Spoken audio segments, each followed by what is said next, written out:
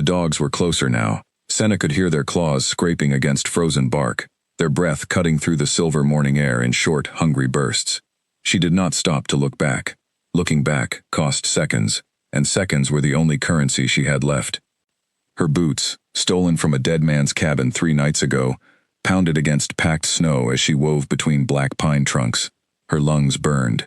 Her hands, wrapped in strips of torn cloth, had gone numb an hour ago. But she kept running, because stopping meant capture, and capture meant the collar again. She would not wear that collar again. Behind her, a man's voice barked orders.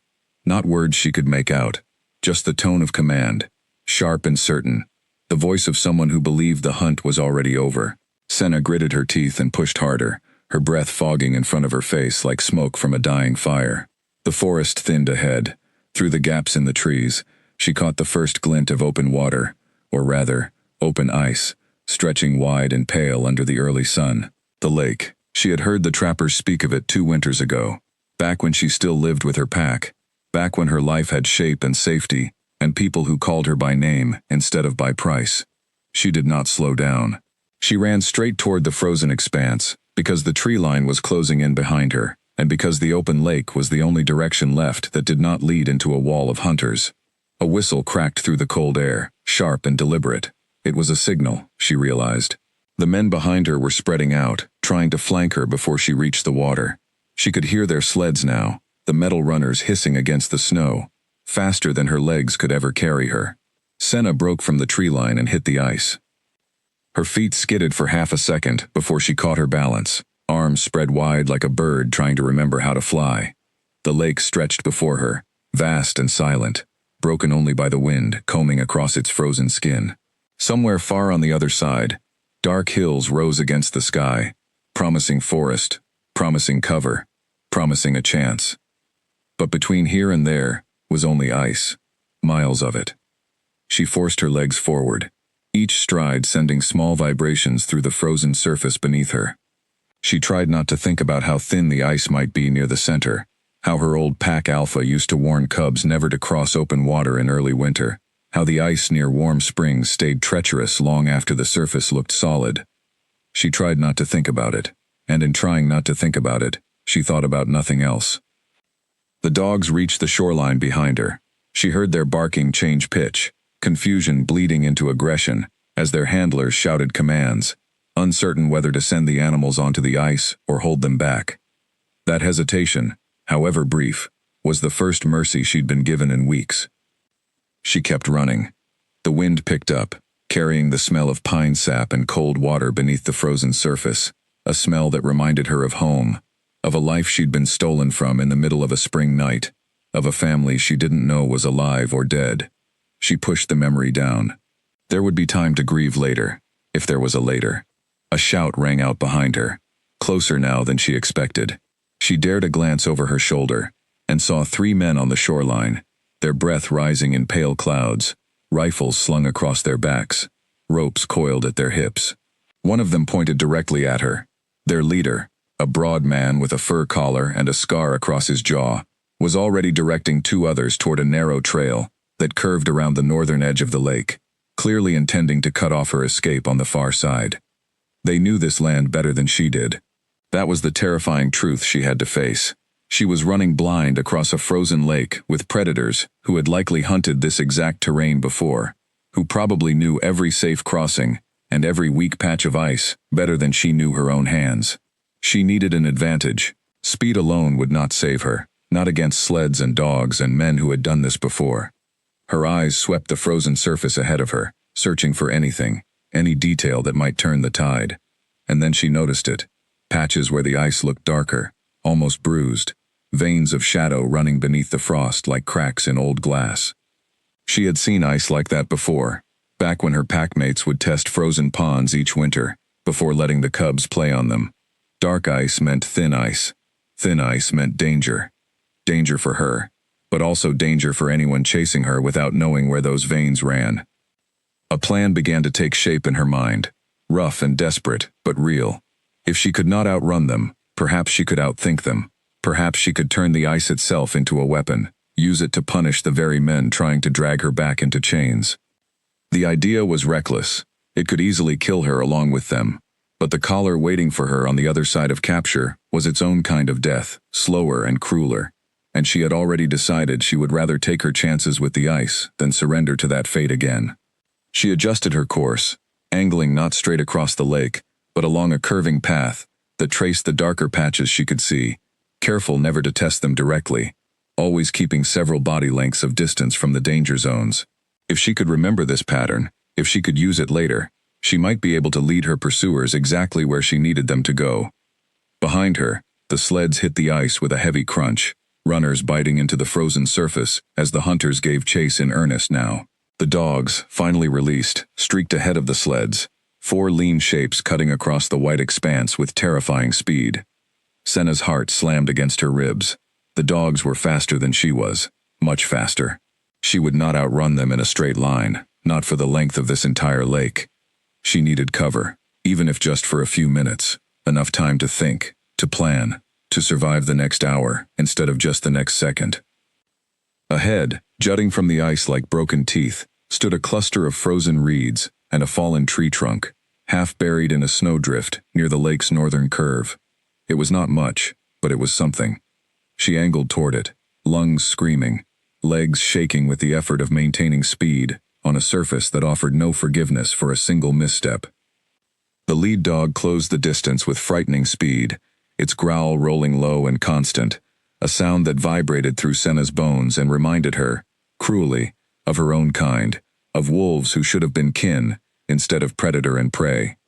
She reached the fallen trunk and threw herself behind it just as the dog lunged, teeth snapping through empty air where her leg had been a heartbeat before. She scrambled around the far side of the trunk, putting the frozen wood between herself and the animal, breath tearing out of her in ragged gasps. The other dogs arrived seconds later, circling, barking, their handlers still 100 yards back and closing fast. Senna pressed her back against the icy bark, mind racing through options that all seemed impossible. Then she noticed something.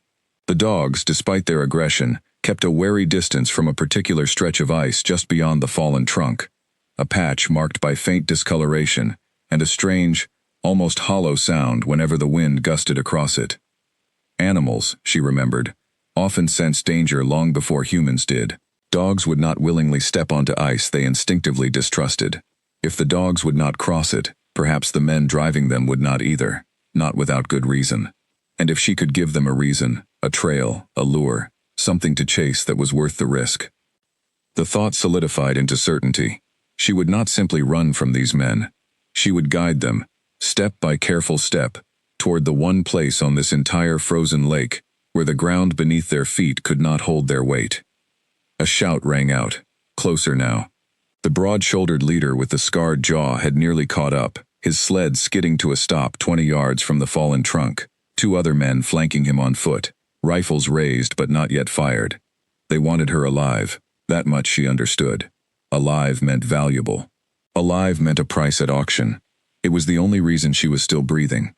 "There's nowhere left to run," the leader called out, his voice carrying easily across the still air. "The lake ends in ice and snow, girl. Come out now, and no one gets hurt." Senna knew better than to trust those words. She had heard similar promises before, back in the holding pens, back when men who smiled kindly turned cruel the moment resistance became inconvenient. She would not walk out from behind this trunk with her hands raised, not today. Instead, she pressed herself lower, scanning the terrain around her, memorizing every dark patch of ice, every place where the frozen surface seemed to breathe differently than the rest. If she survived the next few minutes, she would need this knowledge. She would need every scrap of it. The dogs paced at the edge of the discolored ice, refusing to cross, whining low in their throats. Their handlers, distracted by their leader's attention on the fallen trunk, hadn't yet noticed the animal's hesitation. That oversight, Senna realized, might be the only gift luck would give her today. She took a slow breath, steadying the tremor in her hands, and began to move. Not toward the men, not away from them either. She moved sideways, keeping the fallen trunk between herself and the rifles, tracing a careful path along the safest edge of the ice she had already mapped in her mind. Each step was measured, deliberate, silent. Behind her, the leader barked another command, and 2 of his men began to circle wide, trying to flank her position without stepping onto the discolored ice their dogs so clearly avoided. Their caution bought her seconds. Seconds were all she needed to disappear behind a low ridge of frozen snow near the lake's northern shore, out of the direct line of sight from the sleds. Once hidden, she allowed herself 3 full breaths before forcing her mind back into motion. Panic would not save her, only thought would. Only patience and memory, and the terrible clarity of knowing exactly how far a person could push their luck before the ice, in the end, made its own decision about who deserved to stand upon it. She pressed her palm briefly against the frozen surface beneath her, feeling the cold bite through the torn cloth wrapped around her fingers, and made herself a quiet promise. She would not simply survive this chase. She would end it, here, on this lake, using the one weapon her hunters had never accounted for: the ice itself. Somewhere behind the ridge, the leader's voice rose again, impatient now, ordering his men forward in a wider search pattern. Senna closed her eyes for a single heartbeat, gathering what little strength remained in her exhausted body, and then began moving once more, deeper into the frozen expanse, deeper into a plan that had only just begun to take shape. The hunt was far from over. But for the first time since her capture weeks ago, Senna felt something unfamiliar stirring beneath the fear. Hope. And beneath that hope, something colder and far more dangerous. A plan. Garrick, the broad-shouldered leader with the scar across his jaw, stood at the edge of the discolored ice and stared at the fallen trunk where the girl had vanished only moments before. His dogs whined and paced but would not cross the strange patch of frozen ground ahead of them, and that refusal irritated him more than he wanted to admit. "Move around it," he barked at his men. "She can't have gone far. Not on foot, not in this cold." Dale and Ellis, the 2 trackers flanking him, exchanged a brief look before obeying, swinging wide around the discolored patch and pressing forward along the safer edges of the lake. Garrick remained near the sleds a moment longer, studying the strange, almost hollow texture of the ice ahead. Something about it unsettled him, though he could not name what. He had chased runaways before, dozens of them over the years, through forests and swamps and mountain passes, but none of them had ever led him onto a frozen lake with such deliberate confidence, as if the girl knew something about this terrain that he did not. He pushed the thought aside. She was exhausted, freezing, and alone. Confidence had nothing to do with it. Desperation looked the same as confidence to men who had never felt either. Senna, meanwhile, kept moving along the low ridge of packed snow, staying just out of sight of the search party while she worked to steady her breathing and slow the frantic pounding of her heart. She knew she could not outrun trained trackers and their dogs forever. Eventually, exhaustion would betray her, and when it did, she needed a plan already in motion, not one still forming in her head. The memory of her old pack alpha surfaced again, clearer this time, as if the cold itself had sharpened her recollection. She remembered standing at the edge of a frozen pond as a child, watching him press a long branch against different sections of ice, testing thickness, before allowing any of the pack's young ones to play near the water. "Ice near moving water freezes last and breaks first," he had told her, guiding her small hand along the branch. "Ice near reeds and buried roots stays weak all winter, because the plants keep the water beneath it from settling still. Learn to read it, and the ice will never surprise you." She had learned it well, better than she realized until this very moment, crouched behind a ridge of snow, with slavers closing in from 3 directions, and a frozen lake stretching endlessly before her, like both a trap and a lifeline. If Garrick's men would not send their dogs across weak ice without cause, then she would have to give them cause. Something urgent enough, something valuable enough, to override their instincts and force them onto the very ground their animals refused to touch. Her eyes settled on a cluster of frost-covered reeds jutting from the snow nearby, their brittle stalks curling upward like frozen claws. An idea, faint and fragile, began forming in her mind. Wolves. These men were hunting in Omega, someone valuable enough to chase across a frozen lake in brutal cold. But what if they believed a pack of wild wolves was nearby instead, circling, watching, perhaps even more valuable to capture than a single exhausted Omega? Wolf pelts fetched a price. Trained wolves fetched an even higher one, sold to cruel handlers who staged fights or displays for wealthy buyers. If Garrick believed a pack was active near the lake, greed alone might pull his men toward the exact place she needed them to go. She pressed her numb fingers against the frozen ground, feeling for anything she could use. A jagged stone, half buried in snow, caught her attention. She pried it loose and turned it over in her palm, testing its edge. Sharp enough, she decided, to carve shapes into packed snow and thin ice, shapes that might, from a distance, resemble the deep paw prints of a large predator. It was a desperate plan, built on assumption and memory. But desperate plans were the only kind left to her. She began moving low along the ridge, keeping her body pressed close to the snow, tracing a wide arc that led away from the discolored ice and toward a narrower channel where the lake bent sharply northward. If her memory of the terrain held true, this channel connected to a deeper section of water, fed by an underground spring, the kind of place her old Alpha always warned the pack to avoid. Perfect ice for a trap, terrible ice to stand upon. As she moved, she caught the sound of Dale and Ellis's voices carrying across the still air, closer than she expected. She dropped flat against the snow, heart hammering, and waited in silence as their footsteps crunched past no more than 30 yards from her hiding place. "She won't survive the night out here," Dale muttered, his breath fogging thick in the cold, "not without proper gear." "Doesn't matter if she survives," Ellis replied. "Garrick wants her alive, but if she freezes before we catch her, that's her own fault, not ours." Their casual cruelty settled into Senna's chest like a stone, cold and heavy, confirming everything she already believed about the men hunting her. There would be no mercy in capture, only a different, slower kind of suffering. The resolve hardened inside her, chasing away the last flickers of hesitation about the plan taking shape in her mind.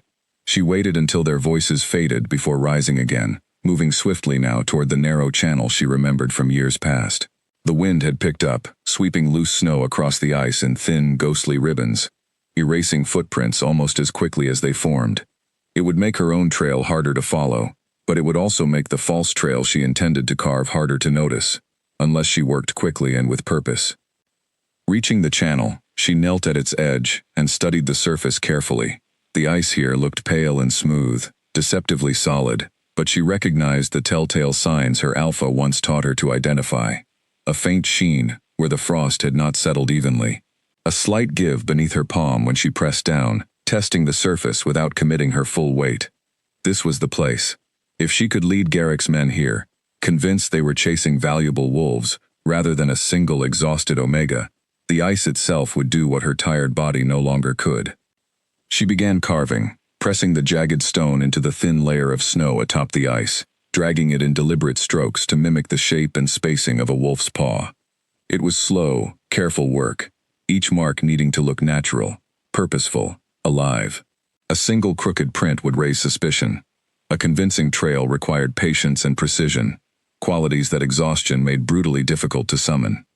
Halfway through shaping the third print, she heard the distant bark of a dog and froze, breath caught in her throat. The sound faded quickly, moving away rather than toward her position, and she allowed herself a shaky exhale before continuing her work. Time was the enemy now, as much as the men hunting her. Every minute spent perfecting this false trail was a minute Garrick's search party spent narrowing the distance between themselves and her true position. She needed to finish quickly, then retreat far enough to observe without being seen, ready to adjust her plan the moment reality diverged from her expectations. As she worked, a strange calm settled over her, the kind of focus that came only when survival demanded absolute clarity. Fear still lived somewhere beneath her ribs, but it no longer controlled her movements. Instead, it fueled them, sharpening her senses, steadying her hands despite the biting cold. She thought of her pack, scattered or lost in the chaos of her capture, and wondered whether any of them still searched for her, still hoped she might find her way home. The thought threatened to break something fragile inside her chest, and she pushed it aside deliberately, refusing to let grief slow her hands, while danger still circled close. The false trail took shape beneath her, a winding path of deep prints leading directly toward the weakest ice in the channel, curving away from any safe crossing point a cautious tracker might otherwise choose. She added a few scattered marks nearby, mimicking the scuffed snow of a struggle, the kind of detail that might convince Garrick's men they were closing in on something worth catching. When the trail was finished, she retreated carefully along the ridge, brushing snow over her own tracks as best she could, moving toward a cluster of low boulders near the northern shoreline that offered both concealment and a clear view of the channel below. From this vantage point, she settled low against the cold stone and waited, watching the wide expanse of ice and snow for the first sign of pursuit. Her plan depended entirely on Garrick's greed and impatience overriding whatever caution his dog's instincts might otherwise instill in him. She did not have to wait long. Within minutes, she spotted movement near the fallen trunk where the chase had first paused, 2 figures moving quickly along the ridge, following the scattered signs she had left leading toward the channel. Behind them, a 3rd figure approached on a sled, its runners hissing softly against the frozen surface, drawing steadily closer to the trap she had spent the last hour carefully constructing. Her heartbeat quickened, not with fear this time, but with something closer to fierce, desperate hope. If the plan worked, if Garrick's greed truly outweighed his caution, the ice would soon deliver a judgment far more absolute than anything she alone could inflict. All she had to do now was wait, and watch, and trust the frozen lake to finish what she had started. Dale spotted the tracks first, a line of deep, evenly spaced prints cutting across the snow near the narrow channel.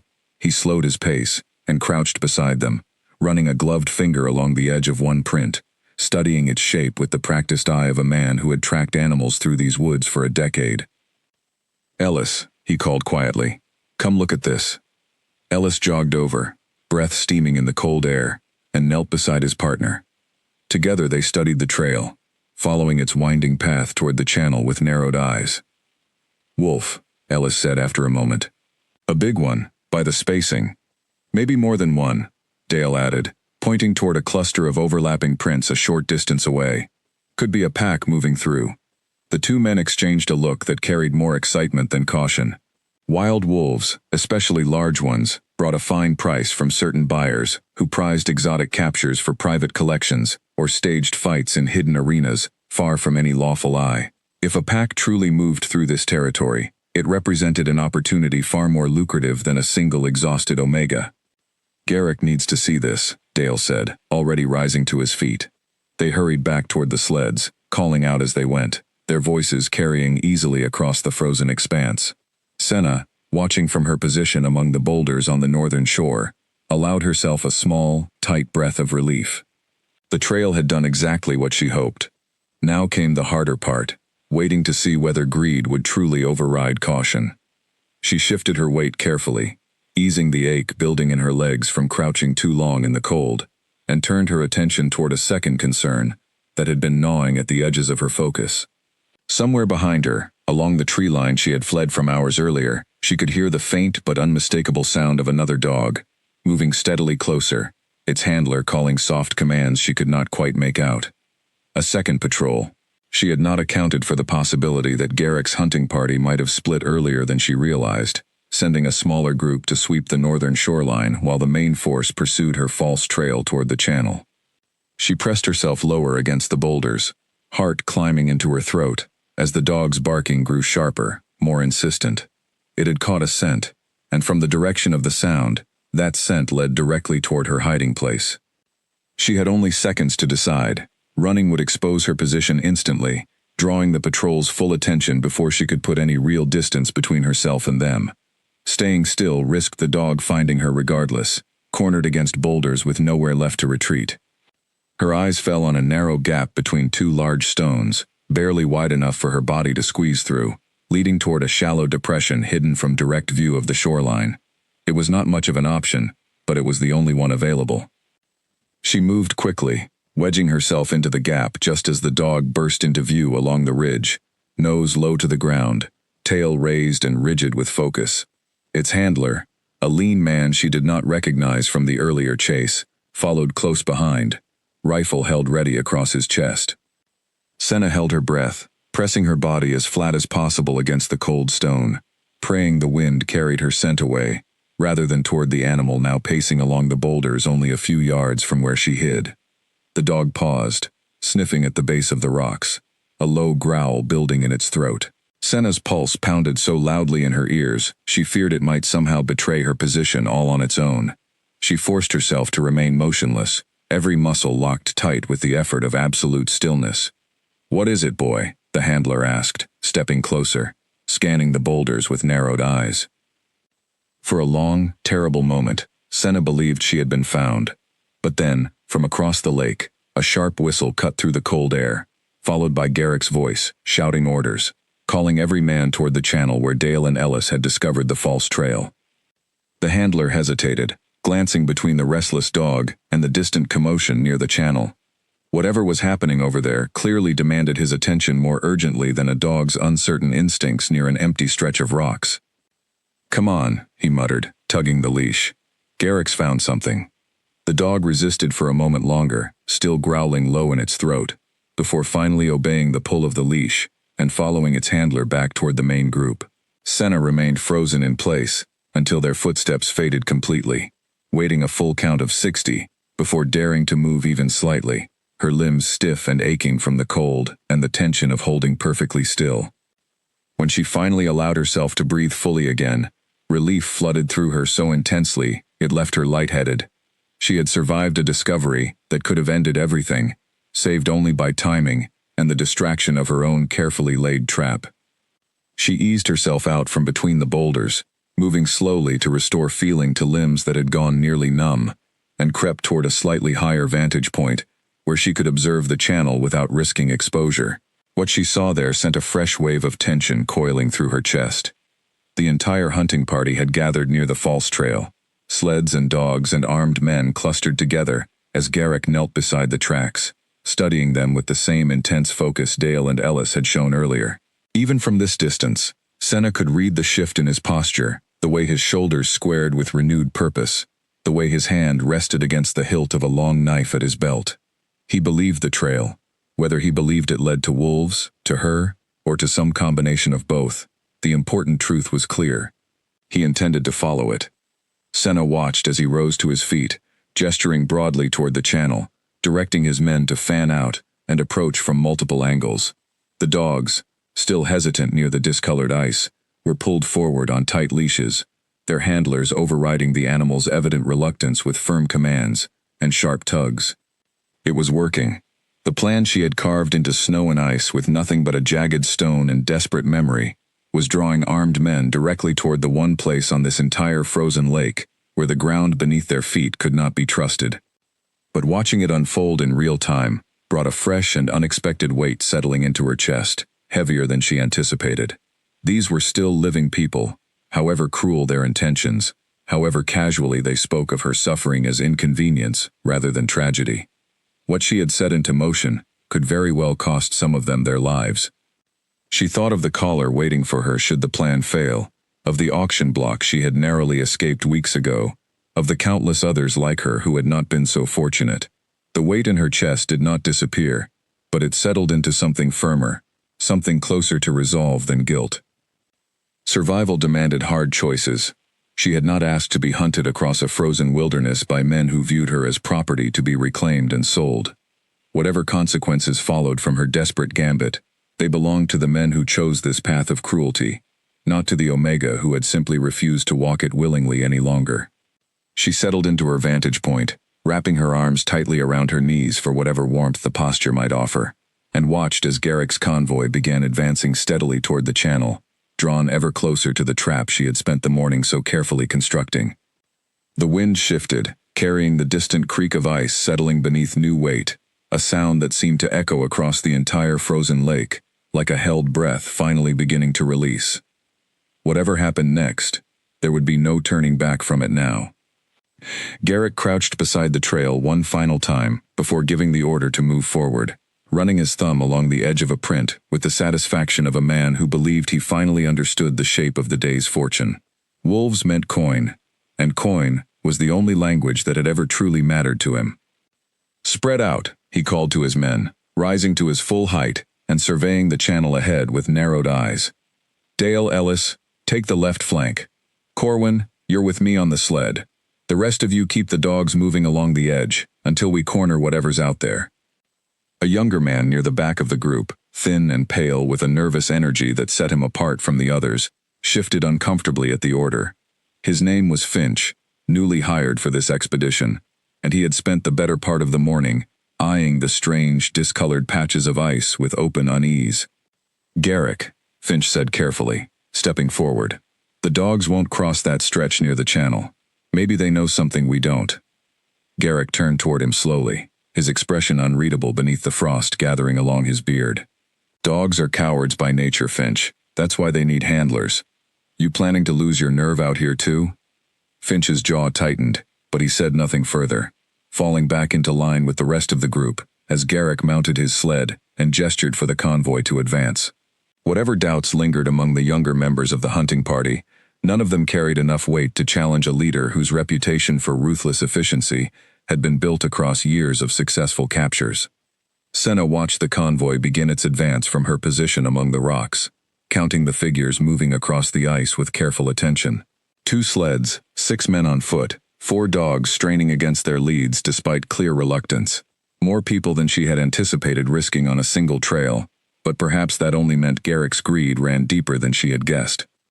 The convoy moved slowly at first, testing the ice with cautious steps despite their leader's confident bearing.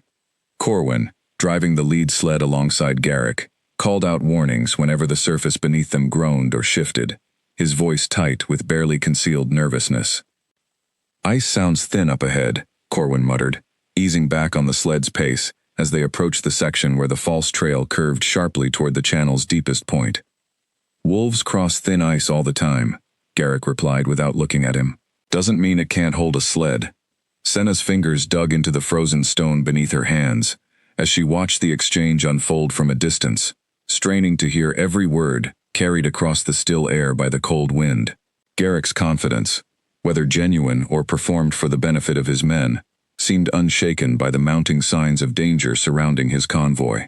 Behind the lead sled, Dale and Ellis advanced along the trail's edge, rifles raised, eyes scanning the tree line and rocky outcroppings for any sign of movement. Their earlier excitement over discovering wolf tracks had settled into focused determination, the kind of grim professionalism that came from years spent hunting creatures far more dangerous than frightened omegas. Senna forced herself to remain still, resisting every instinct urging her to retreat further from the unfolding scene. She needed to witness this, needed to understand exactly when and how the ice would respond to the weight now pressing steadily across its surface, in case her plan required last-minute adjustment. The convoy reached the midpoint of the channel, and for a tense, drawn-out moment, nothing happened at all. The ice held. Sleds continued forward. Dogs, though visibly uneasy, obeyed their handlers' commands and pressed onward, across the treacherous ground. A flicker of doubt crept into Senna's chest, cold and sharp as the wind cutting across the lake. Had she misjudged the ice's weakness? Had her memory of childhood lessons, filtered through years of trauma and desperation, led her toward a plan built on flawed assumptions? She pushed the doubt aside, forcing herself to trust the knowledge her old pack alpha had instilled in her, knowledge tested and proven true across countless winters before her capture. The ice near the underground spring remained treacherous, regardless of how solid it appeared on the surface. It simply required more time, more weight, more pressure, before revealing its true nature. As if in answer to her thoughts, a low groan echoed across the channel, deep and resonant, carrying clearly, even across the distance separating Senna from the convoy. Several of the dogs stopped abruptly, refusing to move another step despite their handlers' increasingly urgent commands. "Something's wrong," Finch called out, his voice carrying a tremor he no longer bothered to hide. "The ice is talking." Garrick, still positioned near the front of the convoy, glanced down at the surface beneath his sled, with the first flicker of genuine concern crossing his weathered features. "Keep moving," he ordered, though his voice had lost some of its earlier certainty. "We're close now. I can feel it."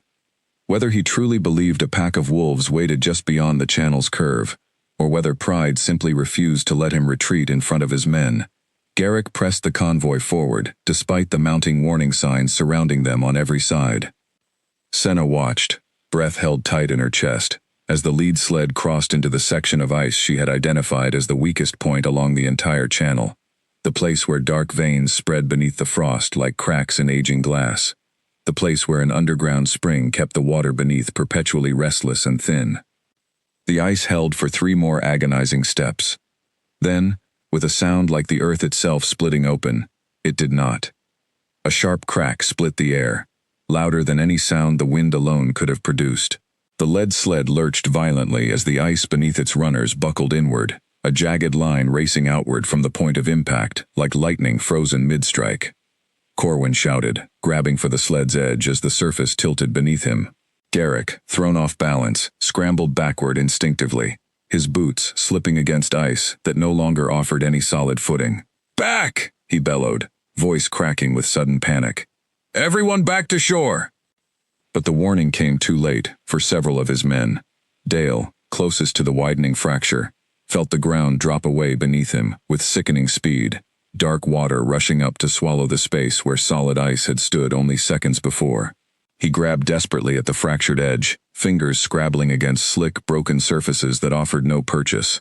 Ellis lunged toward his partner, reaching across the widening gap, but the ice beneath his own feet groaned ominously, another crack spreading rapidly toward his position. He hesitated, torn between the instinct to help and the instinct to survive, and in that hesitation, the choice was made for him, as the surface beneath his boots gave way as well. Chaos erupted across the channel. Dogs barked and howled, straining against leashes now tangled in the panic, some breaking free entirely, and bolting toward solid ground with an instinct their handlers had ignored too long. Men shouted conflicting orders, their voices rising into a cacophony of fear and confusion that echoed across the frozen lake like a chorus torn from nightmare. Senna watched from her hiding place among the rocks, every muscle in her body rigid with a tension that mixed relief and horror in equal measure. She had planned for this moment, calculated it, hoped for it even, but witnessing the reality of collapsing ice and struggling men proved far more visceral than any imagined outcome. Garrick's sled tilted further, one runner already submerged in the churning dark water, spreading rapidly across what had moments ago been solid ground. He threw himself backward off the sled entirely, landing hard on a section of ice that still held, scrambling on hands and knees away from the widening chaos behind him. "Rope!" he shouted, twisting to look back at the men floundering in the frigid water. "Someone throw a rope." Finch, the young hunter who had voiced early doubts about the ice, was already moving, unwinding a coil of rope from his shoulder, with hands that trembled from cold and fear alike. He crawled carefully toward the fractured edge, testing the ice beneath him with each movement, and cast the rope toward Dale's flailing arms.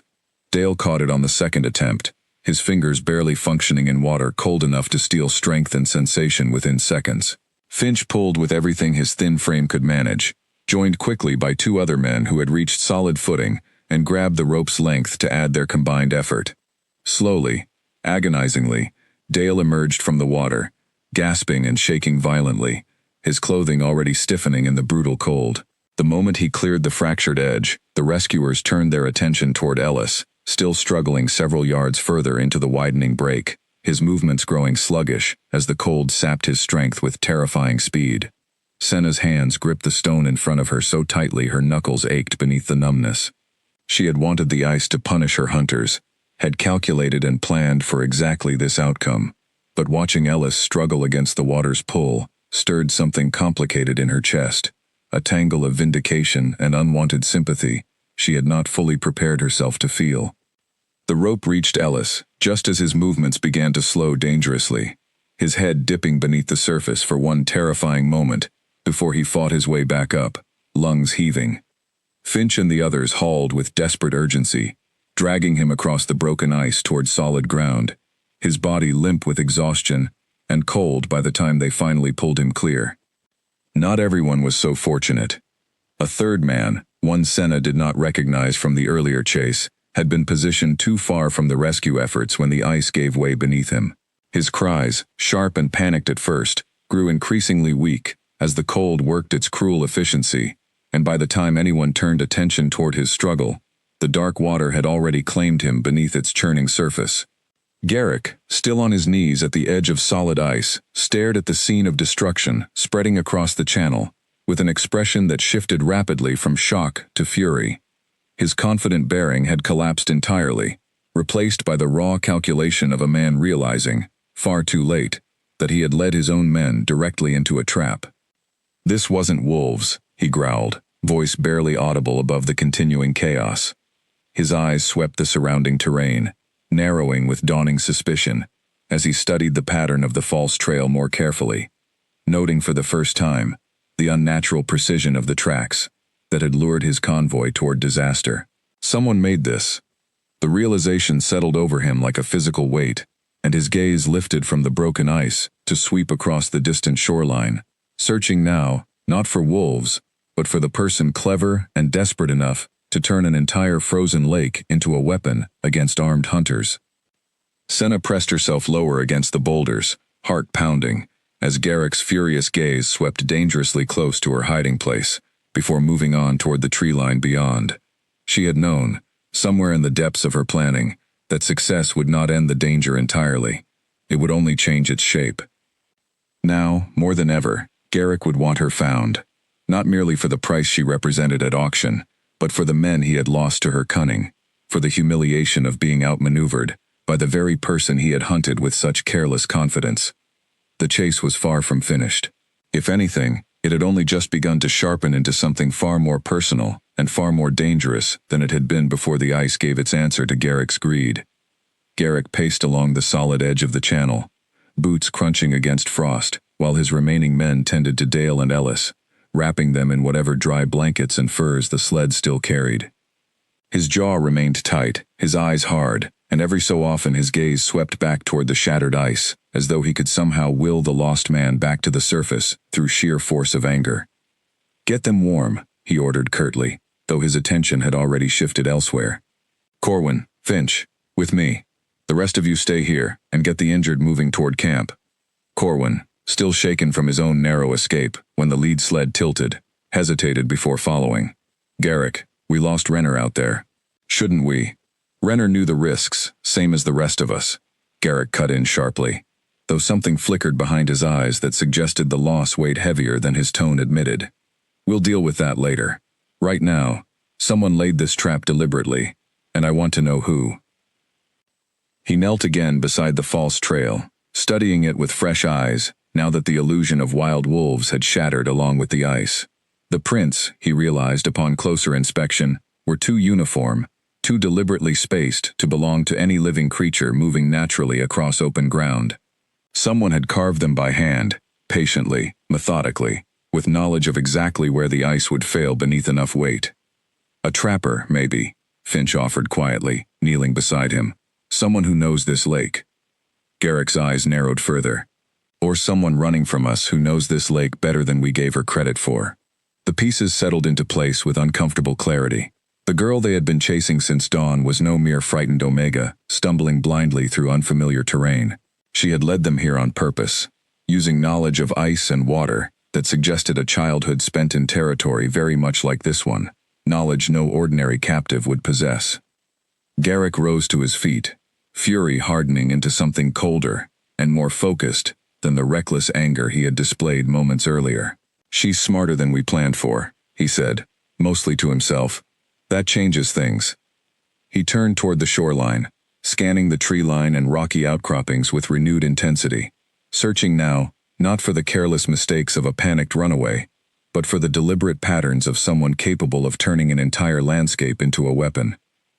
"Spread out along the northern ridge," he ordered Corwin and Finch. "She can't have gone far on foot, not after everything she's done today. Search every gap in those rocks, every hollow in the snow. I want her found before nightfall." Senna, still crouched among the very boulders Garrick now intended to search, felt a fresh surge of urgency replace the cautious relief she had allowed herself moments earlier. Watching the convoy fall through the ice had bought her time and thinned the ranks of those hunting her, but it had also sharpened Garrick's determination into something far more dangerous than the confident carelessness he had shown at dawn. She began moving immediately, abandoning her vantage point and retreating deeper into the rocky terrain along the northern shore, careful to keep the boulders between herself and the searching eyes, now sweeping the ridge with methodical precision. Every second mattered now. Garrick's suspicion meant he would search harder, think more carefully, anticipate the very tricks that had worked against him only minutes before. The wind picked up as she moved, sweeping loose snow across her trail in a way that offered some cover, but also stung against her exposed skin with renewed ferocity. Hours of running and hiding in brutal cold had taken a toll her body could no longer fully ignore. Her limbs ached with exhaustion, her thoughts grew sluggish at the edges despite her best efforts to maintain focus, and the temptation to simply stop, to rest even for a moment, pulled at her with dangerous persistence. She forced herself onward, weaving through narrow gaps between frost-covered boulders, always listening for the telltale sounds of pursuit closing in from behind. Corwin's voice carried occasionally across the ridge, calling out to Finch as they searched methodically along the rocky terrain, their progress slow but steady, inching ever closer to the direction she had retreated. A sharp bark echoed suddenly from somewhere behind her, closer than she expected, and Senna's heart lurched painfully in her chest. One of the surviving dogs, apparently recovered enough from the earlier chaos to resume its work, had picked up her scent along the ridge. She broke into a run despite her exhausted body's protests, pushing through a narrow gap between two large stones and emerging onto a slope that descended sharply toward a stand of dense pine trees. If she could reach the tree line before the dog closed the distance, she might find enough cover to lose her pursuers entirely, at least until nightfall offered additional concealment. Behind her, the barking grew more insistent, joined now by Finch's voice calling out to Corwin, alerting him to the dog's sudden focus. Senna's legs burned with the effort of maintaining speed across uneven, snow-covered ground, but she did not slow, could not slow, not with capture waiting for even a single misstep. She reached the tree line just as the dog crested the ridge behind her, and she plunged into the dense cover of pine branches, weaving between trunks with desperate urgency, brushing past low-hanging boughs that showered her with cold, powdery snow. The forest swallowed her quickly, its shadows deep and disorienting after the stark white glare of the open lake. She did not stop running until the sounds of pursuit faded into distant, uncertain echoes, swallowed by the thick cover of trees and the steadily falling snow that had begun drifting down from a sky, growing heavier with clouds. Only then did she allow herself to slow, gasping for breath against the trunk of an ancient pine, her body trembling from exhaustion and cold in equal measure. The chase had not ended. It had simply changed terrain, moving from open ice into deep forest, from careful strategy into raw, desperate survival. Somewhere behind her, Garrick's fury still burned, sharpened now by loss and humiliation, into something far more relentless than the careless confidence that had first led his convoy onto thin ice. She pressed forward into the trees, uncertain how much further her body could carry her, but certain of one truth that had carried her through every trial since her capture weeks ago. She would rather collapse from exhaustion in freedom than survive another day in chains. The forest grew darker as Senna pushed deeper into its shadowed heart, the canopy above thickening until only thin slivers of gray afternoon light filtered down through the branches. Snow fell steadily now, softening the harsh edges of the world around her, muffling sound in a way that felt both comforting and dangerous. Comforting, because it meant her own footsteps grew quieter with each passing minute. Dangerous, because it meant she could no longer hear her pursuers approaching until they were far too close. She paused beside a wide, moss-covered boulder to catch her breath, pressing a trembling hand against the freezing stone for support. Her body had crossed some invisible threshold hours ago, moving now on reserves she hadn't known she possessed. Fueled by nothing but fear and stubborn will, she needed rest, she needed warmth, she needed food she hadn't tasted in nearly 2 days, but none of those needs mattered as much as the need to keep moving. A twig snapped somewhere behind her, sharp and distinct against the muffled quiet of the falling snow. Senna froze instantly, every muscle locking tight as she strained to listen for further sound. For a long, agonizing moment, only silence answered, broken only by the soft whisper of snowflakes settling onto branches. Then came the unmistakable crunch of boots against snow, careful and deliberate, moving steadily closer. She eased away from the boulder, moving as silently as her exhausted body allowed, weaving between the trunks of ancient pines toward a section of forest where fallen logs and thick underbrush offered better concealment. Her breath came in shallow, controlled bursts, every exhale a visible cloud she tried desperately to minimize, aware that even her own breathing might betray her position in the unnatural stillness surrounding her. "She's close," a voice murmured, low but carrying easily through the quiet forest. Corwin's voice, she realized, recognizing the slight rasp that had colored his earlier warnings about the ice. "I can feel it." Senna's pulse hammered against her ribs as she pressed herself low behind a fallen log, its bark rough and freezing beneath her palms. Through a gap in the underbrush, she caught sight of Corwin moving cautiously between the trees, rifle raised, eyes scanning every shadow with methodical precision. Finch followed a short distance behind, his younger face pale with cold and lingering unease from the disaster on the ice. She held perfectly still, willing her body to become invisible, willing the falling snow to erase every trace of her passage before their eyes could find it. Corwin's gaze swept dangerously close to her hiding place, pausing for a heartbeat on the fallen log itself before moving onward, drawn instead toward a cluster of disturbed snow several yards further into the trees, snow disturbed by a rabbit or some other small creature rather than by her own passage. The moment of danger passed, but only barely, and Senna understood with sudden clarity that she could not simply hide and wait out this search indefinitely. Corwin and Finch were methodical, patient, willing to comb through every inch of this forest if necessary. Eventually, luck alone would not be enough to keep her concealed.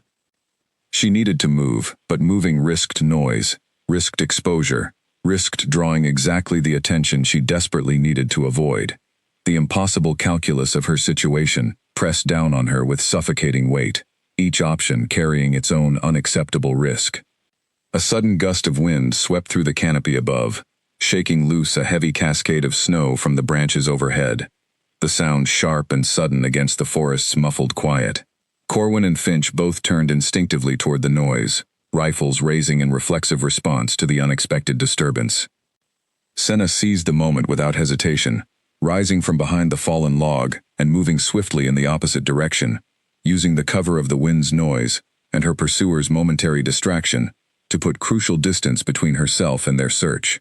She kept low, weaving between trunks with careful precision, every sense straining to detect the moment their attention might shift back toward her. She had covered perhaps 30 yards when Finch's voice rang out behind her, sharp with sudden alarm. "There! Movement! West side!" Her cover was broken. Senna abandoned caution entirely and broke into a full run, branches whipping against her arms and face as she plunged deeper into the forest, no longer concerned with silence, only with speed and distance. Behind her, she heard Corwin shouting orders, the crash of boots through underbrush as both men gave chase with renewed urgency. The terrain grew steeper as she ran, the forest floor rising toward a rocky incline she hadn't anticipated, forcing her to scramble over exposed roots and loose stones that threatened to twist an ankle with every misplaced step. Her lungs burned with the effort, each breath a ragged, painful gasp against air so cold it felt like inhaling shards of glass. A gunshot cracked through the forest, impossibly loud after the muffled quiet that had surrounded her for hours, and Senna flinched instinctively, though the shot had gone wide, striking bark from a tree several yards to her left. She understood immediately what the warning shot meant. Garrick's patience, already thinned by loss and humiliation, had run out entirely among his men. She pushed her body harder than she believed possible, driven now by pure, primal fear, rather than calculated strategy, scrambling up the rocky incline with hands and feet both, ignoring the sharp bite of stone against her already numb fingers. At the top of the rise, the forest opened suddenly onto a narrow ravine, its steep walls dropping away into shadow, a frozen stream barely visible far below. She had no time to consider alternatives. Corwin and Finch were closing the distance behind her, their shouts growing louder, more urgent, more certain of their approaching success. The ravine offered the only path forward that didn't lead directly back toward her pursuers. Senna threw herself down the steep slope, sliding more than climbing, snow and loose rock cascading around her as she fought to control her descent without losing her footing entirely. She reached the bottom in a tumble of limbs and cold, breathless from the impact, but miraculously unharmed beyond a scattering of new bruises, to add to the countless others already marking her body. Above her, Corwin's silhouette appeared at the top of the ravine, his rifle sweeping the shadowed terrain below in search of a clear shot. Senna scrambled toward the cover of the frozen stream bed, pressing herself against the ravine's rocky wall, where the overhanging edge offered protection from any angle he might attempt. "She's in the ravine!" Corwin shouted back toward the forest, his voice echoing strangely off the stone walls surrounding her. "Get down here, now!" Senna's mind raced through the narrow options remaining to her. The ravine stretched in two directions, one leading deeper into unfamiliar wilderness, the other curving back toward territory she vaguely recognized from the earlier chase across the lake. Neither option offered certainty, but hesitation offered nothing but capture. She chose the unfamiliar path, trusting instinct over memory, and pressed forward into the deepening shadows of the ravine, praying it would lead somewhere other than a dead end that would finally, after everything she had survived today, deliver her back into the hands of men who had already proven exactly how little mercy they intended to show. The ravine narrowed as Senna pressed forward, its rocky walls closing in until barely enough space remained for her to pass through sideways in some sections. Behind her, the sounds of pursuit grew fainter, muffled by stone and distance, though she knew better than to trust that fading noise as any real measure of safety. Her legs had begun to shake uncontrollably now, not merely from cold, but from the accumulated strain of an entire day spent running, hiding, and fighting for every small advantage against overwhelming odds. She pressed one hand against the frozen rock wall beside her, using it for support as she stumbled forward, vision beginning to blur at the edges from sheer exhaustion. A soft sound reached her ears through the narrow passage ahead, distinct from the natural creaks and whispers of the winter forest. Footsteps, light and careful, moving toward her rather than away. Senna's already frayed nerves snapped taut with fresh alarm, and she pressed herself flat against the rock wall, searching desperately for any shadow deep enough to conceal her. "You're bleeding," a voice said quietly, close enough to startle her badly, despite its gentle tone. Senna spun, nearly losing her footing on the icy ground, to find a figure emerging from a narrow gap in the ravine wall she hadn't even noticed in her exhaustion. A man, though younger than Garrick, with dark hair dusted white from falling snow, and eyes that held none of the predatory sharpness she had come to associate with her pursuers. She backed away instinctively, one hand rising in a defensive gesture, despite having nothing to defend herself with beyond sheer will. "Stay back. I'm not with them," the stranger said quickly, holding both hands open and visible in a gesture meant to convey exactly the opposite of threat. "My name is Colin. I've been tracking that hunting party for 2 days, waiting for a chance to slow them down. I heard the commotion from the lake." Senna studied him warily, every instinct honed by weeks of captivity, screaming caution against trusting anyone claiming friendship in the middle of a desperate chase. "Why should I believe that?" Colin's expression softened, though urgency still colored his voice. "Because we don't have time for you to decide otherwise. Garrick's men are maybe 200 yards behind you, and this ravine dead ends less than a quarter mile ahead. If you keep running this direction alone, they'll have you cornered within minutes." The blunt honesty of his warning did more to convince her than any elaborate reassurance might have managed. She glanced back the way she had come, then forward toward the narrowing passage ahead, weighing the terrible calculus of trust against the near certainty of capture. "There's a path," Colin continued, gesturing toward the gap in the rock wall he had emerged from moments earlier. "Narrow, but it climbs out of the ravine and connects to a trail I know well. It's not far from here. A camp, where others like you have found safety. I can get you there, but we need to move now." Senna's exhausted mind fought against the pull of hope, wary of trusting a promise so aligned with exactly what she desperately needed to hear. But behind her, faint yet unmistakable, the sound of approaching footsteps grew steadily louder, and the choice before her narrowed to something far simpler than trust alone. "Show me," she said, voice hoarse with cold and fatigue. Colin nodded once, sharp and decisive, and turned to lead her toward the gap in the rock wall. The passage beyond proved even narrower than the ravine itself, forcing them both to move sideways through jagged stone that scraped against Senna's already torn clothing. But the climb, though steep, felt solid beneath her feet in a way the frozen lake never had, and within minutes, the passage opened onto a narrow trail, winding upward through dense pine cover. Behind them, Corwin's voice echoed distantly through the ravine, calling out to Finch, their pursuit momentarily thrown into confusion by the sudden disappearance of their quarry's trail. Senna allowed herself a fleeting moment of relief as she followed Colin up the winding path, though exhaustion made even that small emotion feel distant and muted. "How much further?" she asked, between labored breaths, struggling to match his steady, confident pace up the increasingly steep terrain. "Not far," Colin assured her, glancing back with visible concern at her obvious exhaustion. "The camp sits just beyond this ridge. We have people there who can help. Food, warmth, safety from men like the ones chasing you." Senna wanted desperately to believe him, but weeks of cruelty had taught her hard lessons about trusting promises too readily. Still, she had little choice remaining but to follow, her body operating now on nothing but stubborn will, and the faint, fragile hope that this stranger's kindness, might prove genuine, rather than another trap disguised as rescue. They climbed in silence for several minutes, the sounds of pursuit fading further behind them with each passing step, swallowed by distance and the thickening cover of pine forest. The snow continued falling steadily, softening the world around them into muffled shades of gray and white, and for the first time since dawn, Senna allowed herself to believe that perhaps, against every terrible odds, she might actually survive this day. Then Colin stopped abruptly, one hand raised in a silent signal for caution, his gaze fixed on something ahead that Senna couldn't yet see through the dense trees. "What is it?" she whispered, tension flooding back into her exhausted body. "Someone's already at the ridge," Colin murmured, voice low and careful. "And it's not one of ours."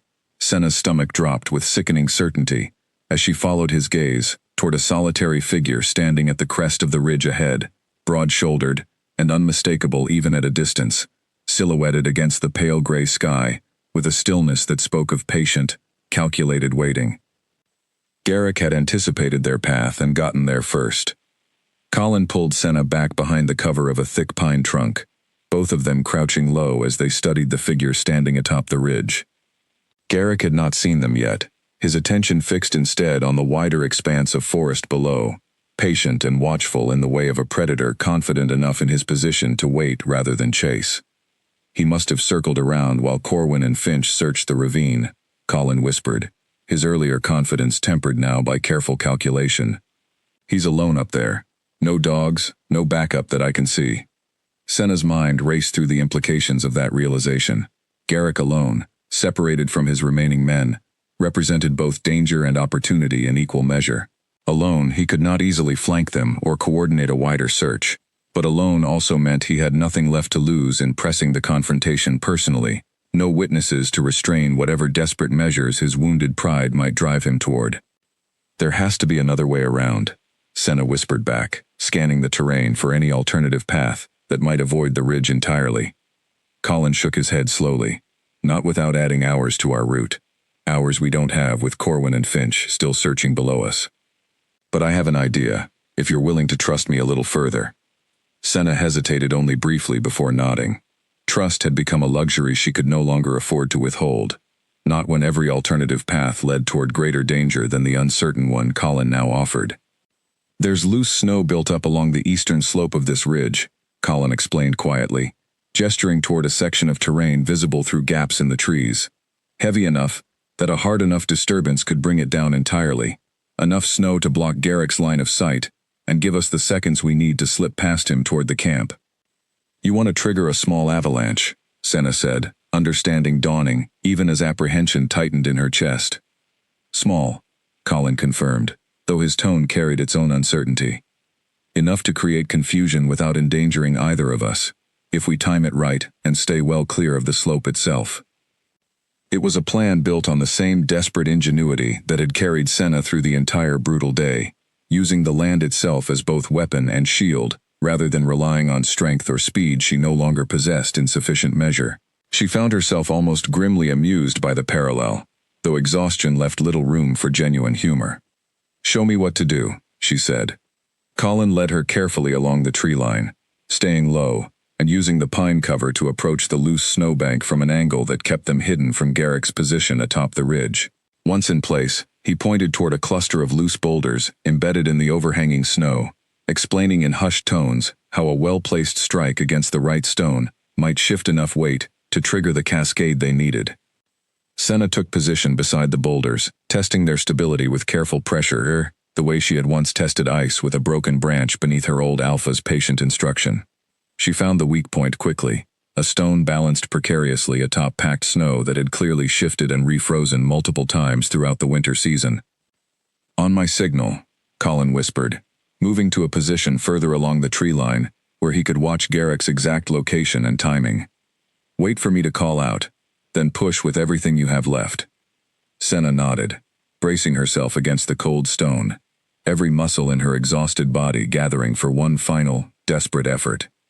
She thought of the collar waiting, should this final gambit fail, of the auction block, of every cruelty she had endured across the weeks since her capture, and let that memory fuel the strength her body could no longer summon on its own. Now, Colin's voice rang out, sharp and urgent. Senna threw her full weight against the loose boulder, feeling it shift beneath her effort, resistant at first before suddenly giving way entirely. The stone tumbled free, and with it came a cascade of loose snow that had accumulated along the ridge's eastern slope throughout the long winter, crashing downward with a low, rumbling roar that echoed across the forest like distant thunder. From atop the ridge, Garrick's shout of alarm carried clearly through the sudden chaos, as the snow cascade swept across his field of vision, obscuring the terrain below in a swirling white curtain that offered exactly the cover Colin had promised. "Move," Colin called, already breaking from cover and sprinting along the tree line, angling sharply away from the avalanche's path, while using its noise and confusion to mask their movement. Senna forced her exhausted legs into motion, following close behind him, lungs burning with the effort of this final desperate sprint. Behind them, she heard Garrick's furious shouts growing distant as he struggled against the disorienting wall of snow now separating him from any clear pursuit. They broke free of the ridge's shadow moments later, emerging onto a gentler slope that descended toward a hidden valley Senna hadn't glimpsed until this very moment, nestled between protective walls of stone and dense forest that had concealed it entirely from casual view. "Almost there," Colin gasped, though relief had begun creeping into his voice for the first time since their encounter began. "The camp is just ahead." Senna's vision blurred with exhaustion as she stumbled down the final slope, her body finally beginning to fail beneath the accumulated weight of an entire day spent fighting for survival against overwhelming odds. But even as her strength gave out entirely, she caught sight of distant firelight flickering warmly through the trees ahead, and something in her chest, some fragile ember of hope she had carefully guarded through every terrible trial of this endless day, finally allowed itself to believe that safety, real safety, might actually be waiting just beyond those final trees. The firelight grew brighter as Colin guided Senna down the final stretch of the slope, and soon the outline of the hidden camp came into clear view, a cluster of sturdy log shelters arranged around a central fire pit, smoke curling upward into the gray winter sky. Figures moved between the structures, some tending the fire, others carrying supplies, all of them pausing at the sight of Colin's approach with an exhausted stranger stumbling beside him.